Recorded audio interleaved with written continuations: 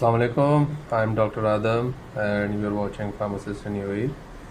I welcome you all to my YouTube channel. Please don't forget to subscribe and like my videos.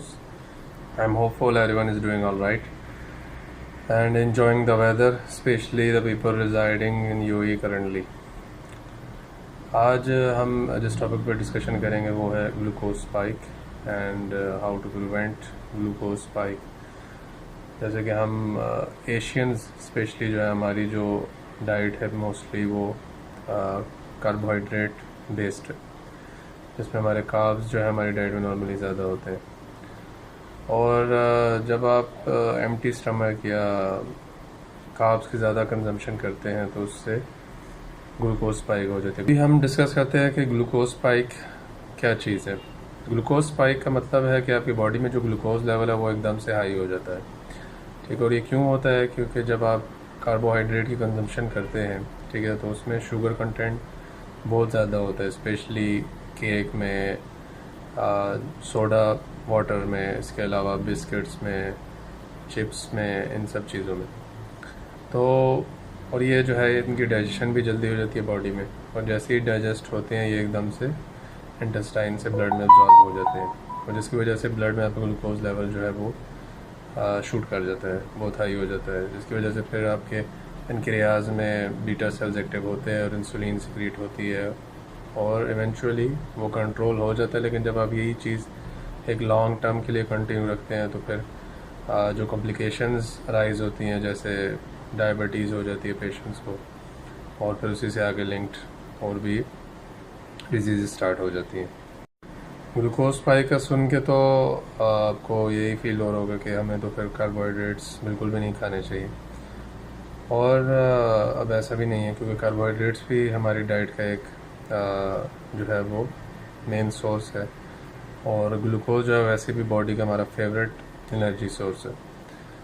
तो हम ऐसा क्या करें कि हम कार्बोहाइड्रेट्स भी इंजॉय कर सकें साथ में, और उसके साथ साथ हमारी बॉडी पे जो उसका बैड इफ़ेक्ट पड़ता है ग्लूकोज स्पाइक का वो भी हम मिनिमाइज़ कर सकें। तो इसके बारे में अभी हम डिस्कस करते हैं। इसके बारे में कुछ पॉइंट्स हैं जो आप अगर हमेशा याद रखें कार्बोहाइड्रेट कंजम्पशन से पहले, तो आप अपनी बॉडी पे जितने भी उसके बैड इफ़ेक्ट्स हैं उसको मिनिमाइज़ कर सकते हैं, और आप अपने साथ साथ उसके साथ साथ कार्बोहाइड्रेट भी इंजॉय कर सकते हैं। सबसे जो पहला पॉइंट है कि हमारे लिए जो सबसे वर्स्ट टाइम है कार्बोहाइड्रेट कंजम्पशन का वो है एम्प्टी स्टमक या अर्ली मॉर्निंग, जिसमें आपको कोई भी क्रेविंग हो रही है डोनट की, केक की, सपोज, या कोई भी जूस पीने की, तो ये आपकी बॉडी के लिए वर्स्ट टाइम है इसको कंज्यूम करने का, क्योंकि उस वक्त आपका स्टमक एम्प्टी होता है और जैसे कि इसकी एब्जॉर्प्शन फास्ट होती है, तो जैसे ही आप इसको कंज्यूम करते हैं तो एकदम से डाइजेस्ट होके आपकी ब्लड में एब्जॉर्ब हो जाता है, जिस वजह से आपकी बॉडी में ग्लूकोज लेवल जो है वो बहुत हाई हो जाता है और ग्लूकोज स्पाइक होती है। और ये फिर आपका जो डे का स्टार्ट है वही आपका एक वर्स्ट पॉसिबल वे में होता है, और उसके बाद आप पूरे दिन में आप फैटीग और वीकनेस फील करते हैं, क्योंकि जब आपकी कार्बोहाइड्रेट कंजम्पशन ज़्यादा होती है तो आपकी बॉडी को इसकी क्रेविंग्स और ज़्यादा होती हैं, क्योंकि ये एकदम से डाइजेस्ट हो जाता है, और उसके बाद आपकी बॉडी और क्रेविंग करती है कि आप और ज़्यादा इसको कंज्यूम करें। सेकंड पॉइंट ये है कि आप कोई भी फ्रूट आपने कंज्यूम करना हो तो कभी भी उसका जूस ना बनाएं, क्योंकि फाइबर के बगैर जब हम उसका जूस बनाते हैं तो सारा फाइबर जो है वो लेफ्ट ओवर रह जाता है, और उसके बगैर वो एकदम से ग्लूकोज स्पाइक कॉज करता है। तो बेस्ट वे पॉसिबल जो फ्रूट कंजम्पशन का है वो यही है कि आप उसको as a whole with fibre खाएं, क्योंकि फाइबर की वजह से उसकी डाइजेशन स्लो हो जाती है और वो आपकी बॉडी में ग्लूकोज स्पाइक जो है वो कॉज नहीं करता, और आप इस तरह कार्बोहाइड्रेट्स अपने साथ में एंजॉय भी कर सकते हैं और आपकी बॉडी में उसका बैड इफेक्ट भी नहीं पड़ेगा। फिर एक और जो पॉइंट है वो ये है कि कभी भी आप अपना जो आपका कार्ब्स है, कार्ब्स को आप एज अ होल सिर्फ कार्ब्स ना कंज्यूम करें। सबसे बेस्ट यही है कि आप उसको किसी और चीज़ के साथ कंबाइन करें, लाइक किसी भी फाइबर के साथ, या आप उसको फैट के साथ कंबाइन करें, या प्रोटीन ऐड कर लें। जैसे आप कोई नूडल्स खा रहे हैं, ठीक है, आप उसमें थोड़ा चिकन ऐड कर लें, थोड़ा एग्स ऐड कर लें, इसकी वजह से जो एक वो डाइट है वो हेल्दी डाइट भी बन जाएगी और आप अपने कार्ब्स कंजम्पशन भी कर सकते हैं इसके साथ, क्योंकि वो फिर ग्लूकोज स्पाइक बॉडी में नहीं क्रिएट करेगी और उसकी जो डाइजेशन है वो स्लो हो जाएगी और वो प्रॉपर जो है वो आपका एक मील बन जाएगा। एक और पॉइंट ये है कि आप अपने मील से पहले सैलड कंजम्पशन लाजमी करें, ठीक है। जब भी आप कोई भी वेजीज जैसे कुकम्बर, कैरेट्स, ऑनियन, इसके साथ साथ कैबेज, कोई भी आप जो है वो एज अ सैलड यूज़ कर रहे हैं, जब वो खाने से पहले खाते हैं तो फाइबर जो है वो आपकी इंटेस्टाइन में जाके वो एक जो है उसका बैरियर बना लेता है, एक मैश टाइप बैरियर, ठीक है। मैशी सा लिक्विड सा वो इंटेस्टाइन पे बैरियर बना लेता है, जिसकी वजह से ग्लूकोज की जो एब्जॉर्प्शन है इंटेस्टाइन से वो फास्ट नहीं हो सकती, जिसकी वजह से आपकी बॉडी में ग्लूकोज स्पाइक नहीं होता। तो salad before meal is a very good option. Also when you use more fibre in your diet it will also help in your gut health overall. आपकी बॉडी में गट में specially आपके जो good bacteria होते हैं, जब आप fibre consumption ज़्यादा करते हैं तो उनसे उनकी ग्रोथ भी सही रहती है और आपका जो एक डाइजेस्टिव सिस्टम है वो प्रॉपर रहता है। आपको जो उसकी कॉम्प्लिकेशंस है लाइक कॉन्स्टिपेशन ये आपको नहीं होती।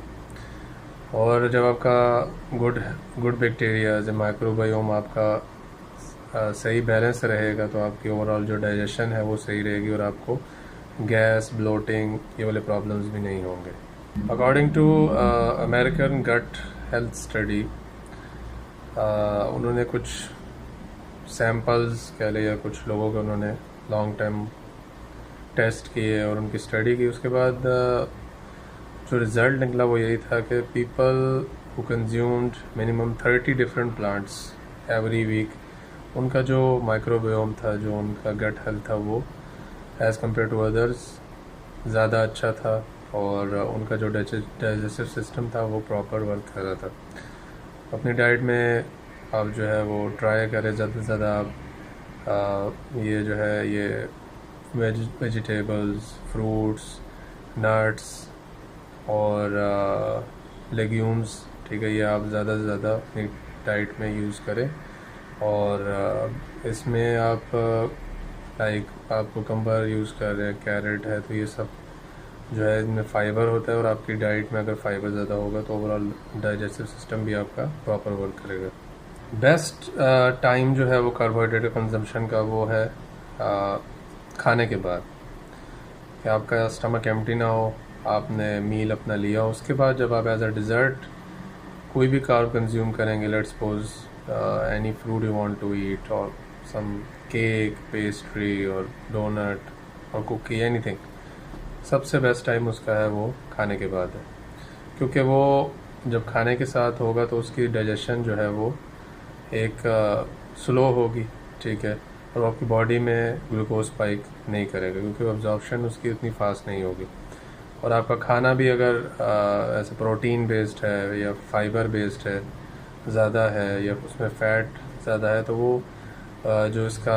कार्बोहाइड्रेट का कंजम्पशन है वो बॉडी पे बिल्कुल भी बैड इफेक्ट नहीं करेगा, क्योंकि जब भी हम फाइबर या प्रोटीन अपनी डाइट में ज़्यादा होती है हमारी, तो उसकी वजह से जो डाइजेशन है वो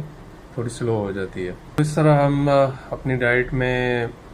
कार्ब्स ऐड भी कर सकते हैं और कार्ब्स को एंजॉय भी कर सकते हैं, ठीक है, क्योंकि आपकी जो एक माइंड में क्रेविंग्स होती है वो उसको आप रोक नहीं सकते, लेकिन आप उसको बेस्ट पॉसिबल वे में अगर आप यूज़ करेंगे तो आपकी बॉडी में जो है वो हार्मफुल इफेक्ट क्रिएट नहीं करेगा। होपफुली जो हमने आज डिस्कशन की है उससे आप सबको फ़ायदा हुआ होगा और आप सब भी अपनी डाइट में थोड़ी सी ये चेंजेस लें तो हम जो लॉन्ग टर्म कॉम्प्लिकेशंस हैं उनसे बच सकते हैं। इंशाल्लाह मिलते हैं नेक्स्ट व्लॉग में, तब तक अपना ख्याल रखें। अल्लाह हाफिज़।